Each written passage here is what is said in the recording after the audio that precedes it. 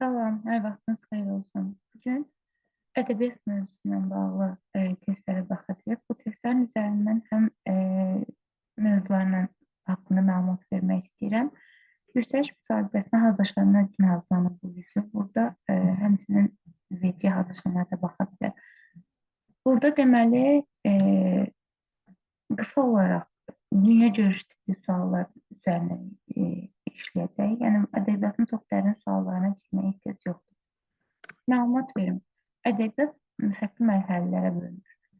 İlk olaraq ədəbiyyatın birinci mərhələsi qədim dövr ədəbiyyatı adlanır ki, bu ilk ədəbiyyatın yarandığı dönəmdən 13-cü əsrə qədər davam edir və bu 13-cü əsrə qədər davam edən mərhələnin içərisində 11-12-ci əsr ədəbiyyatı intibah dövrü ədəbiyyatı adlandırılır.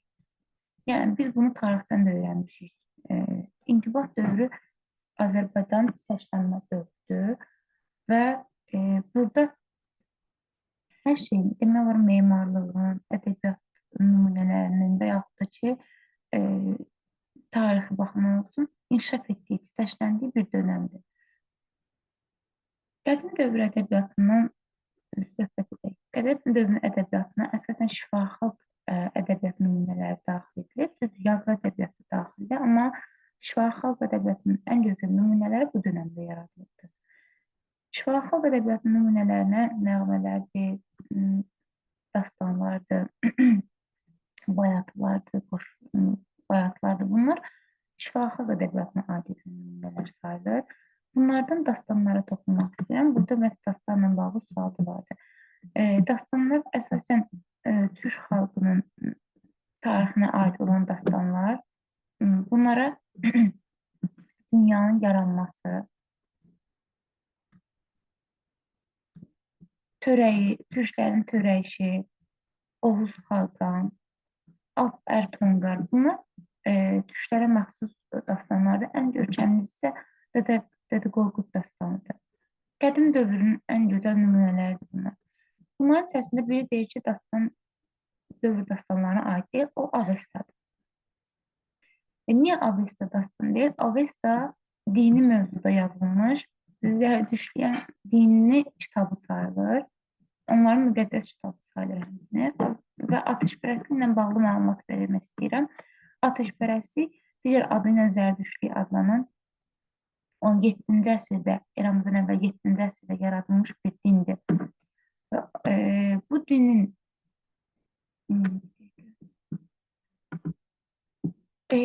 dinin əsasən fars dilli ölkələrdə, yəni əvvəlcə Midiya, sonra Əhəmənilərdə, Sasanilərdə, Parfiyada bu ölkələrin əsas dini olubdur. Azərbaycandan isə Atropatenanın əsas dini olubdur. Atropatena bilirsiniz, qədim dövr Azərbaycan dövlətlərindən biridir. Azərbaycanın Araz çayının cənubdakı ərazilərində yaranmışdır. Və Zərdüştlük Atropatenanın əsas dövlət dini olubdur. Daha sonra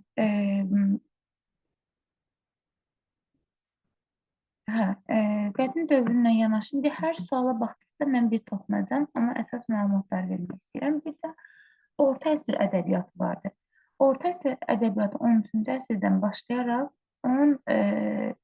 17-ci əsrə qədər davam edir. 17-ci əsr amma daxil deyil. Orta əsr ədəbiyyatının ən görkəmli nümayəndələrindən Məhəmməd Füzulinin adını seçə bilərik. Məhəmməd Füzulinin əsərləri yalnız Azərbaycanda deyil, şərqdə tanınmış çox məşhur əsərləridir ki, bunlardan gəlin baxaq, birinci sualda deyil. Padişah Mülk əsərinin müəllifi elə Məhəmməd Füzuli Füzulidir həmçinin. Sonra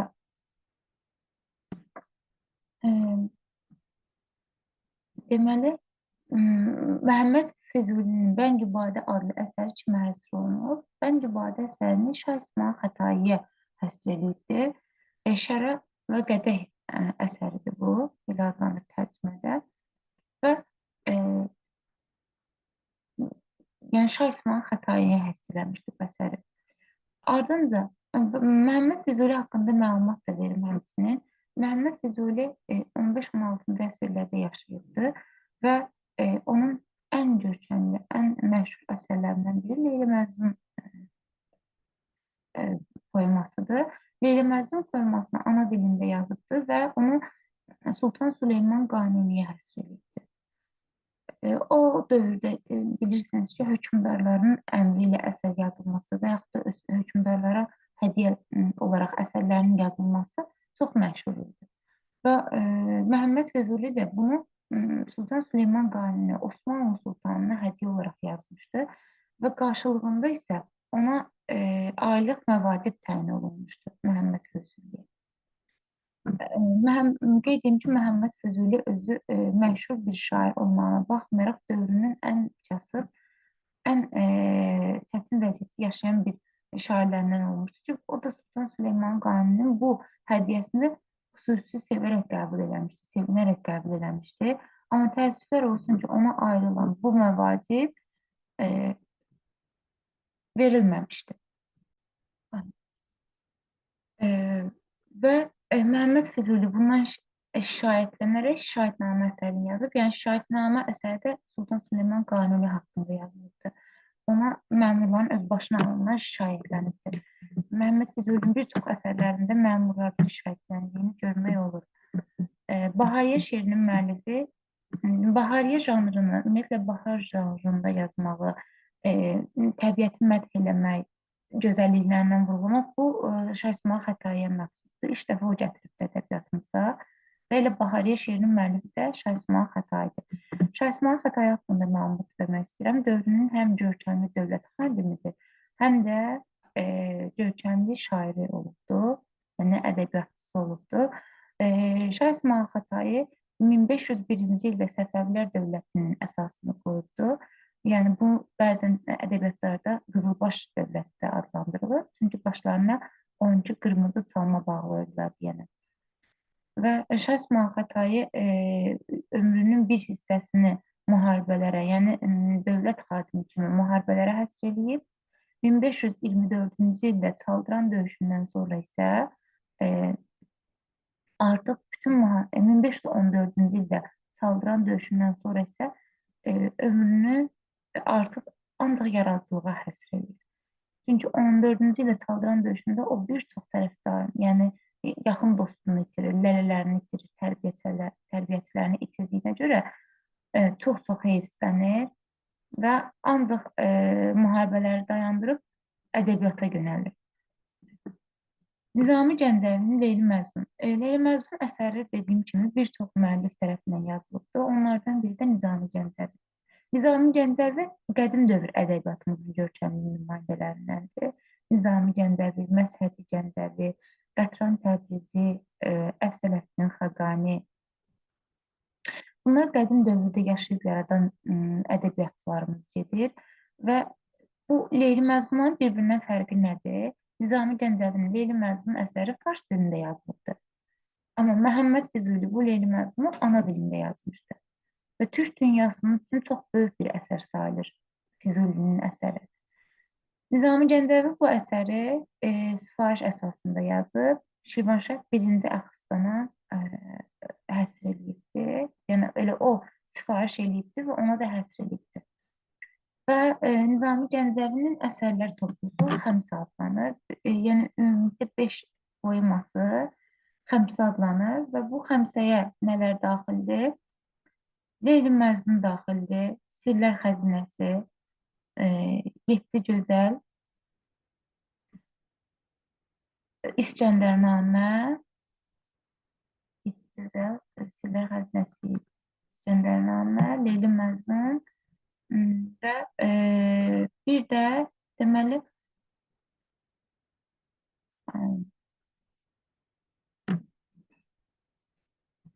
elə bunlardır 5. Daha sonra Nizami Gəncəvinin Leyli Məcnun əsəri sifarişi ilə yazılmışdır. Kimin sifarişinə yazılmışdır? Kimi Axıstanın sifarişinə yazılıbdır. Vaqif ədəbiyyatımızın da yəni Molla Pənah Vaqifdən söhbət gedir. Çünki bu Vaqifin şərəfinə yazılan bir əsərdir. Molla Pənah Vaqif ədəbiyyatımızda həm dövlət xadimi kimi daxil olubdur.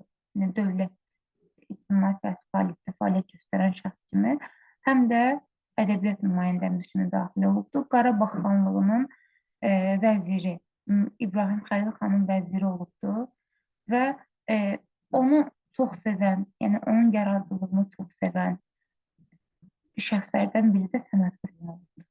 Səməd Vurğun onunla bağlı yazdığı Vaqif dramına görə Sovet dövründə Stalin mükafatına layiq görülür. Siz bilirsiniz ki, Səməd Vurğun Sovet dövrü ədəbiyyatçılarından olubdur və Vaqifi də hətta qeyd edim ki, Vaqifin öldürülməsi isə Qacarlar tərəfindən, İranda yaranmış Qacar sülaləsi tərəfindən hücumu zamanı Vaqif öldürülür. Səməd Vurğunun şeirlər kitabı. Səməd Vurğuna gəldikdə isə qeyd edeyim ki, biz bayaq dedik, ədəbiyyatımız orta əsr ədəbiyyatı, sonra isə yeni dövr ədəbiyyatı. Erkən yeni dövr deyəndə bir olaraq erkən yeni dövrə ayrılır və erkən yeni dövr deyəndə 17-18-ci əsrləri əhatə edir. Ardınca ədəbiyyatımızda maarifçi ədəbiyyatı başlayır. 19-cu əsr maarifçilik dönəmi gedir ədəbiyyatımızda. Tariximizdə də belə gedir. Niyə maarifçilik dönəmidir? Ona görə ki, maarifçi nümayəndələrin formalaşdığı, Azərbaycanda müstəqil dövlətin yaradılması ideyasının ortaya gəldiyi, Rusların təsirindən çıxmaq üçün xalqı oyadan mütəfəkkirlərin yarandığı bir dönəmdir, formalaşdığı bir dönəmdir. Və maarifçiliyə də əlavə, iki cümlədə əlavə edeyim. Maarifçilik 1875-ci ildə mətbuatımızın əsasının qoyulmasından başlayır. 1875-ci ildə ilk ana dilli mətbu orqanı, yəni Əkinçi qəzeti çap olunur. Əkinçi qəzetinin əsas məqsədi xalqı oyatmaq və Azərbaycanın müstəqilliyini təmin edəcək müstəqil bir dövlətin yaradılması ideyasını formalaşdırmaq idi xalqın beynində. Çünki siz bilirsiniz ki, 1828-ci ildən bəri Azərbaycanda dövlət yox idi. Azərbaycan Rusiyanın təsiri altındaydı. Bir hissəsi, cənub isə İranın təsiri altındaydı. Yəni, maarifçilik hərəkatı 19-cu əsrdədir. Görkəmli nümayəndələrinə qoy adlarını da sadalayım. Həsən bəy Zərdabi, Əbdülrəhim bəy Haqverdiyev, Firidun bəy Köçərli, Nəcəf bəy Vəzirov, Cəfər Məmməd Quluzadə, sonra Əli bəy Hüseynzadə. Bunlar maarifçiliyin görkəmli nümayəndələridir ki, sonunda da Məmməd Əmin Rəsulzadə olsun. Bunlar maarifçilərimiz sayılır. Daha sonra gəldik, Sovet dönəmi ədəbiyyatımız var. Sovet dövrü ədəbiyyatımız 1920-ci ildən 1991-ci ilə qədər davam edib. Yəni, Sovetlərin hakimiyyəti altında olduğumuz dönəmdir. Və Səməd Vurğun isə Sovet dövrü ədəbiyyat nümayəndələrindən sayılır. Və o dövrün ən sevilən nümayəndələrindən idi. Siz bilirsiniz ki, Sovetlər Azərbaycanda böyük bir repressiya həyata keçirdilər. Yəni, Azərbaycanın qaymağı olan, Azərbaycanın mütəfəkkirləri olan ədəbiyyat nümayəndələrimizi, tarixçi nümayəndələrimizi, digər elm sahədə xidməti olan şəxsləri repressiya 1937-ci ildə böyük bir qətliam törətdilir. 37-ci ildə. Onların çoxusu həbs olunub xalqın içərisində sayılıb seçilən insanlar həbs olunub edam edildilər. Fərqli üsullarla sürgün olundular. Buna səbəb isə onları antitürkizmdə günahlandırırdılar, millətçilikdə günahlandırırdılar. Yəni, fərqli damğalar vuraraq onları günahsız yerə həbs edib öldürürdülər. İndi daha sonra isə artıq ədəbiyyatımızda bir növ Sovetliyə uyğun ədəbiyyat nümunələri yaranmağa başladı. Sovetləri tərənnüm edən və onu xüsusi pərəstişkarlıqla dilə gətirən əsərlər idi ki, Səməd Vurğun da bu dövr nümayəndələrindəndir. Yəni, Sovetləri sevib, Sovetlərə xüsusi canfəşanlıq göstərən bir e, ədəbiyyatçımız olubdu. Onun, ona görə də o Azərbaycanın ilk xalq şairi adına layiq görülübdür və Sovet dönəmində e, ümumiyyətlə Azərbaycanın ilk xalq şairi sualı düşsə qarşınıza, ilk xalq şairi Səməd Vurğundur. Amma bir də nüans əlavə eləmək istəyirəm ki, qarşınıza belə bir sual düşə bilər. İlk müstəqillik dövrünün xalq şairi kimdir? Yəni, müstəqil Azərbaycanın ilk xalq şairi kimdir? Artıq o, e, Məmməd Arazdır. Diqqətli olun, orada nə deyir? Müstəqillik dövrü deyir. Müstəqillik dövrü deyəndə isə 1991-ci ildən sonranı götürürük. Deməli, burada Səməd Vurğunun şeirlər kitabını soruşur. Əslində bunlar çox məşhurdur. Bilirəm ki, bir dəfə də olsa ədəbiyyatda qarşınıza çıxıbdır. Orta məktəbdə. Şairin andı, Fanar, Könül dəftəri. Səməd Vurğunun çox məşhur şeirlər kitabıdır.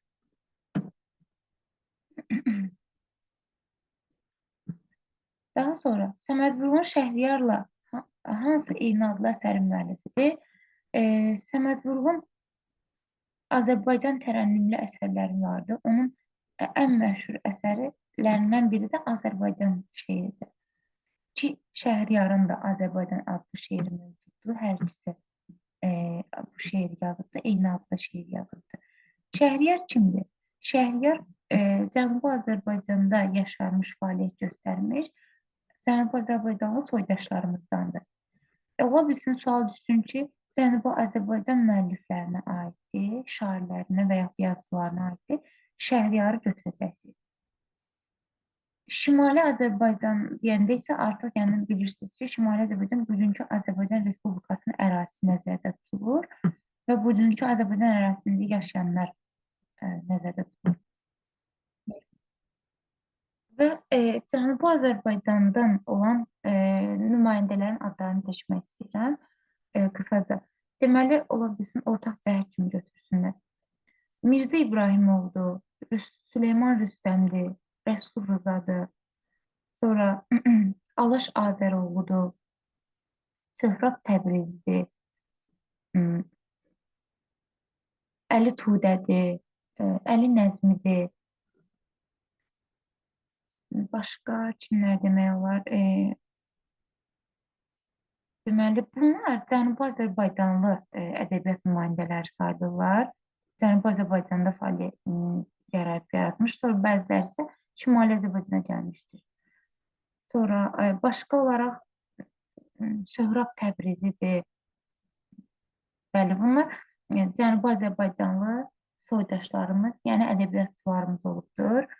Ortaq cəhət kimi götürmək olar. Ədəbiyyatımızda Bahar oğlu adlanan, tanınan ədəbiyyatçı kimdir? Ədəbiyyatında Bahar oğlu adlanan Cəfər Cabbarlıdır.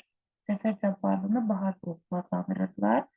Və ən çox ədəbiyyatımızda əsərləri sevilən nümayəndələrdən biri də Cəfər Cabbarlıdır.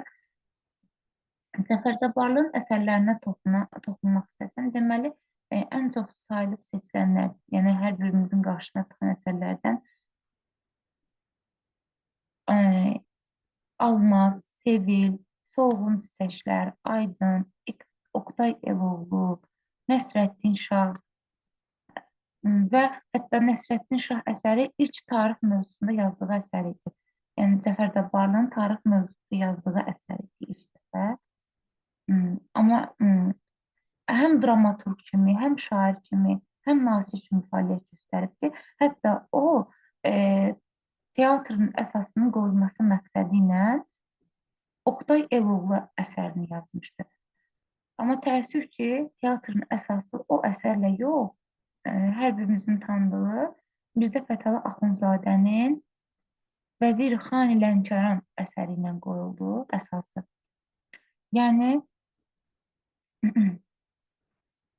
Cəfər Cabbarlı bu istəyini reallaşdıra bilmədi də və teatrın əsası isə 19-cu əsrdə 1870-ci illərdə qoyulubdu. Teatrın əsasını qoyan şəxslər desə isə Həsən bəy Zərdabi və Nəcəf bəy Vəzirovdur. O ikisi tərəfindən yaradılıb. Amma əsər kimin əsəridir sualı düşsə, Mirzə Fətəli Axundzadənin əsəri idi. Lənkərani Vəziri xan. Vəziri xani Lənkəran. Sonra Səməd Vurğuna aid yenə bir sual. Tərtər çayına baxıb yazdığı əsər. Bu da tanınmış bir şeydir. Məni şeirini yazmışdı. Tərtər çayı ilə bağlı. Ədəbiyyatımıza marş və türkü janrlarını gətirmiş ədəbiyyatçı kimdir? Marş janrında ilk dəfə yazan, türkünü gətirən Hüseyn Cavidoğlu'dur. Hüseyn Cavid. Bu sizi çaşdıra bilər. Düşünə bilərsiniz ki, bəs İstiqlal Marşının müəllifi Əhməd Cavaddır. Bəlkə ilə cavab Əhməd Cavaddır. Yox. Hüseyn Cavid gətiribdir. İş gətirən Hüseyn Cavid olub. Əhməd Cavid isə ən görkəmli nümunəmiz olan İstiqlal Marşını yazıbdır. İstiqlal Marşı bilirsiniz ki, Azərbaycan bugünkü himnidir. Yəni himnimizin sözlərini Əhməd Cavad İstiqlal Marşı adlandırmışdı. Sonradan isə himnimiz kimi qəbul olundu. Və bir də onu qeyd edeyim ki, sual düşə bilər ki, məsələn, bu daha çox idarəçiliyə aid sualların içərisində ola bilər. Azərbaycan Respublikasının rəmzləri müəlliflik hüququna malikdirmi? Yəni müəllifləri varmı? Xeyr, yoxdur. Rəmzlərimiz hamısı dövlətə məxsusdur. Müəlliflik hüququnun obyekti sayıla bilməzlər. Amma belə düşə bilər sual. Himnimizin ideya müəllifi kimdir? Bayrağımızın ideya müəllifi kimdir? Bu başqa məsələ. Çünki bayrağımızın ideya müəllifi, yəni onun ideyasını irəli sürən Əli bəy Hüseynzadə idi. Himnimizin sözlərini Əhməd Cavad bəstələyib. Yəni ideyasını o veribdir. Musiqisini Üzeyir Hacıbəyli bəstələyib. Belə. Üzeyir Hacıbəyli ilə bağlı bir dənə də əlavə haşiyə çıxım ki, Üzeyir Hacıbəyli həm bəstəkar, həm də dövlət xadimi olubdur. İctimai siyasi xadim olubdur. AXD dönəmində. Qürub çağı bir yetim şeiri, bu da Cəfər Cabbarlının şeirlər silsiləsinə daxildir, onun şeirinə aiddir. Bir qədim dövr dastanlarına aiddir. Bunu bayaqları toxunduq, Avesta, yəni dini toplu sayılır və qeyd edelim ki, dini topluların adlarından düşə bilər. Bunlardan başqa hansılar var? Başqa Tövrat, Yahudiliyin, yəni Musa Peyğəmbərin gətirdiyi kitab sayılır, Tövrat. İncil İsa Peyğəmbər tərəfindən xristiyan aləminə gətirilmiş bir müqəddəs kitab sayılır. Quran-Kərim isə İslam dünyasına, müsəlman aləminə məxsus dini kitabdır. Avesta da Zərdüştlərin dini kitabıdır. Fikirlərdən biri yanlışdır. Deməli,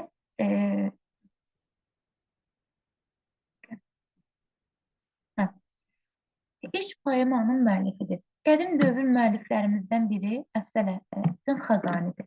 O ilk dəfə poemanın əsasını qoyub Tövhədül İraqeyn poeması ilə düzdür. İlk rübainin müəllifi isə həm də divanın müəllifidir Qətran Təbrizi. Ana dilində ilk qəzəli İzzəddin Həsənoğlu yazır. Bunların hamısı qədim dövr ədəbiyyatçılarımızdır. İlk ana dilində poemanın müəllifi isə Şah İsmayıl Xətai. Bu da düzdür.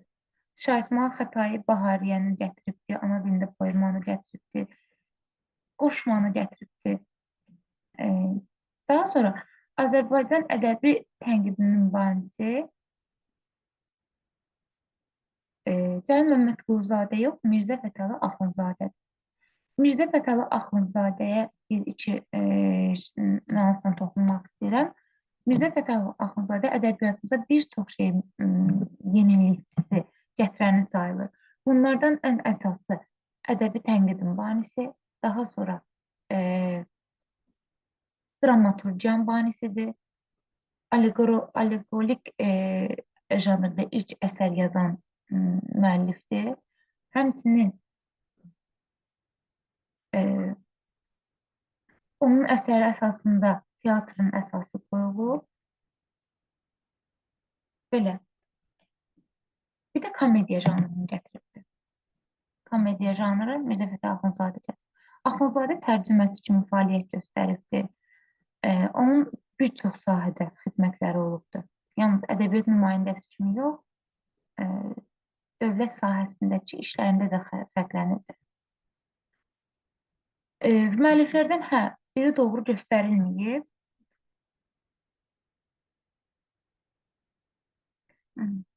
Müəlliflərdən biri doğru göstərilməyib. Hacı Qara əsərini Axundzadə gətiribdir. Komediya janrının əsas bundan qoyulur. Şərq hekayəsi Rəşid bəy və Sadət xanım İsmail bəy Qutqaşınlı tərəfindən yazıb. İsmail bəy Qutqaşınlı həmçinin Avropada tanınan məşhur Azərbaycanlılardandır. Onun əsərləri bir müddət Avropada çap olunmuşdur. Gülüstan-ı İrəm əsəri Bakı xanova məxsusdur. Vaqif dramını Molla Pənah Vaqif yox, Səməd Vurğun yazıbdır. Səməd Vurğuna məxsusdur. Leyli Məcnun da eynən Məhəmməd Füzuliyə də aid, Nizami Gəncəviyə və bir çox başqa müəlliflərə də aiddir. Burada Gülüstan-ı İrəm Bakı xanova toxunmaq istəyirəm. Yanında gördüyünüz kimi. Gülüstan-ı İrəm əsəri Azərbaycanda ilk sistemləşdirilmiş tarix əsəridir. Nədir? Bu günə kimi deyəcəksiniz, tarix yazılmayıb mı? Yazılıb. Amma yalnız həmin dövrə məxsus olaraq yazılıb. Məsələn, Qarabağ tarixi ilə bağlı Qarabağnamələr vardı. Şəki tarixi ilə bağlı Şəkixan tarixi vardı, dövrünə həsr olunmuş. Və yaxud Albaniya tarixi ilə bağlı Moise Kalankatlının yazdığı Alban tarix əsəri vardı. Amma baxın, hər biri sırf o dönəmi həsr olunmuş əsərdir. Amma Gülüstan-ı İrəm əsəri qədim dövr tariximizdən başlayaraq, yəni 19-cu əsrə qədər olan dönəmi əhatə edibdir. Sistemli şəkildə ardıcıl gedibdir. Gülüstan-ı İrəm adından da gördüyünüz kimi Gülüstan poeması, Gülüstan müqaviləsinin dövrünə həsr olunubdur həmçinin. O dövrdən də bəhs eləyir. Və Bakıxanov Azərbaycanın görkəmli dövlət xadimlərindən biri də sayılırdı. Rusiya dönəmində, yəni Rusiyadan asılı olduğumuz dönəmdə Bakıxanov həmçinin bir çox dilləri bildiyinə görə Rus dili, Fars dili tərcüməsi kimi də çalışmışdı. Ona görə də Bakıxanovu Türkmənistan müqaviləsini imzalayarkən tərcüməsi kimi də iştirak eləmişdi orada. Bakıxanov Gülüstan müqaviləsi imzalanarkən tərcüməsi kimi iştirak edir. Yadınızda saxlayarsınız bunu.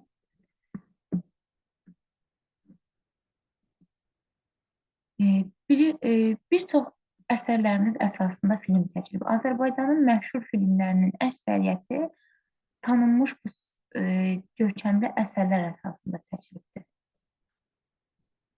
Deməli, Qətl Günü romanı əsasında Qətl Günü filmi çəkilib və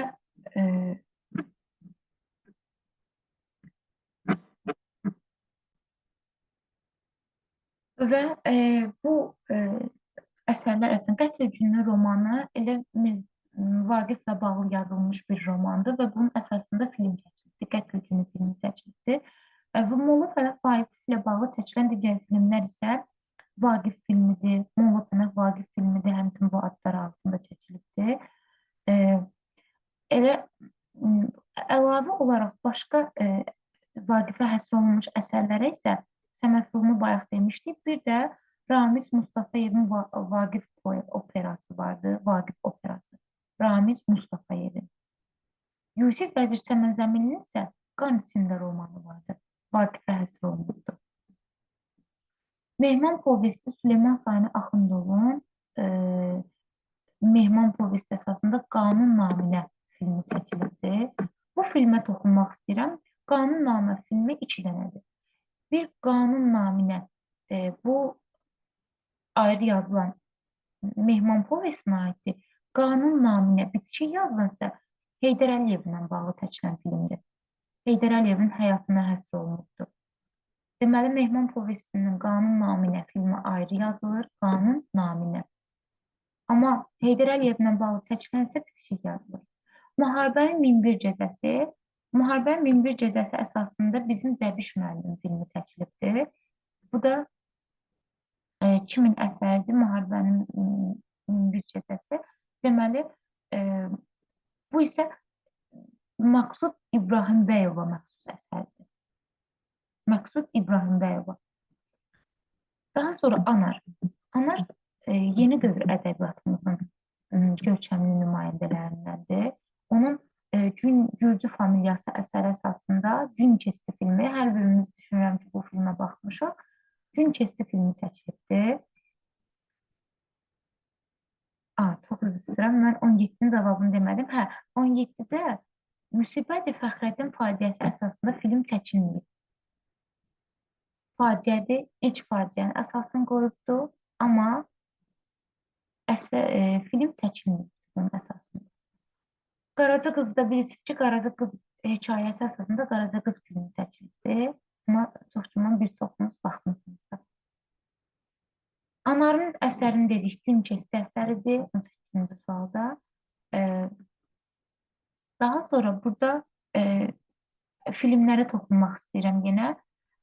Arxadan vurulan zərbə filmi, bu Arif Babayevdir onun senaristi, filmin senaristi.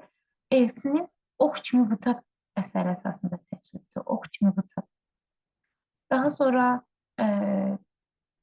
burada Atları Yəhərləyim, bu çoxsunuz eşitmişsiniz, bu filmi görmüşsünüz. Qaçaq Nəbi əsəri əsasında çəkilibdir və Qaçaq Nəbi Süleyman Rüstəmin məşhur əsərlərindən biridir. Bunu bəzən Qanlı Zəmi də verirlər. Qanlı Zəmi, Atları Yəhərləyim, Qaçaq Nəbi üç şəkildə də qarşınıza çıxa bilər. Belə, mən evlənmək istəmirəm filmi isə Əbdülrəhim bəy Haqverdiyevin Mirzə Səfər, Papaq və Bomba əsəri əsasında çəkilibdir. Üç əsər əsasında Mirzə Səfər, Papaq və Bomba hekayələri əsasında çəkilibdir. Mən evlənmək istəmirəm görkəmli senaristi Cahangir Mehdiyevdir. Cahangir Mehdiyev.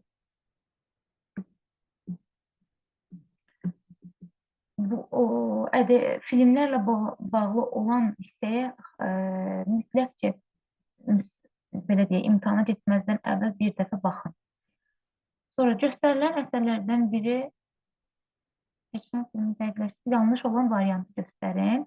Fərman Kərimzadənin Qarlı Aşırın romanı əsasında Axırıncı Aşırın filmi çəkilib, doğrudur. Mirzə Fətəli Axundzadənin Müsyo Jordan və Dərviş Məstəli Şah komediyası əsasında Dərviş Parisi Patladır filmi çəkilib. Qaçaq Nəbi əsasında bayaq dediyimiz kimi çəkilib. Və baxın E variantına. Məqsud İbrahimbəyovun Minbir Gecə əsası filmi əsasında Bəxt Üzüyü filmi çəkilməyib. Buna aid deyil. Bəxt Üzüyü filmi elə eyni adlı əsər əsasında, piyes əsasında çəkilibdir. Bəxt Üzüyü əsəri əsasında filmi də çəkilibdir. Filmin senaristi Ramiz Əzizbəylidir. Ramiz Əzizbəylidir. Amma əsərin müəllifi Vaqif Səmədoğludur.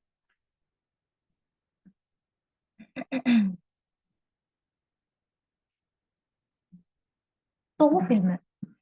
Deməli, ədəbiyyatımızda bizim Azərbaycanın böyük bir dönəmi Qarabağa həsr olunubdur. Bu, Qarabağla bağlı yazılan tarix əsərlərində də özünü göstərir, ədəbiyyatda da özünü göstərir. Və ədəbiyyatımıza həsr olunan əsərlərdən biri də, yəni Qarabağa həsr olunan əsərlərdən biri də Dolu əsəridir. Dolu hətta Qarabağ mövzusunda yazılmış, Qarabağın işğalı mövzusunda yazılmış ən gözəl, ən samballı əsərlərdən biri sayılır ki, bunun əsasında film də çəkilibdir və Aqil Abbasa məxsusdur. Aqil Abbasa məxsusdur. Sonra Həyat Bizi Sınayır filmi eyni motivli, yəni eyni adlı əsər əsasında film çəkilibdir. Həyat Bizi Sınayır filmi çəkilibdir. Və burada Vidadi Balabanlının əsəridir bu. Vidadi Balabanlıya aiddir. Ox kimi bıçaq əsəri isə bayaq dediyimiz kimi Elçinin əsəridir. Elçin də e, ən yeni dövr ədəbiyyatının nümayəndələrimizdən. Aldanmış ulduzlar və ya Aldanmış Kəvaşif əsəri kimə məxsusdur? Mirzə Fətəli Axundzadəyə məxsusdur. Və bunun əsasında film çəkilmişdir. Aldanmış ulduzlar əsəri əsasında film çəkilmişdir. Mirzə Fətəli Axundzadəyə toxunmaq istəyirəm. Çünki onunla bağlı çəkilən məşhur filmlərimiz vardır. Həmçinin Mirzə Fətəli Axundzadə ilə bağlı. Deməli, onun bir əsərləri əsasında çəkilən filmlər, bayaq dedik, Dərviş Farisi Patladır, bir indi Aldanmış Ulduzlar, bir də Müdafiə Vəkillərinin Hekayəti filmləri vardı ki, Axundzadənin əsərləri əsasında çəkilir. Bir də Axundzadənin özü haqqında çəkilən filmlər var. Bu, Səbuhi filmidir. Səbuhini belə yadda saxlayın ki, Axundzadənin ona verilən təxəllüslərdən biri Səbuhi təxəllüsüdür. Və o adlı da film çəkilib. Daha sonra Sübhün Səfiri filmi çəkilibdir. Həmçinin onun adı ilə bağlı olan belə. Bir də Böyük Yazısı, Maarifçi sənədli filmi vardır. Belə, əsas hissələrə çalışdım toxunum.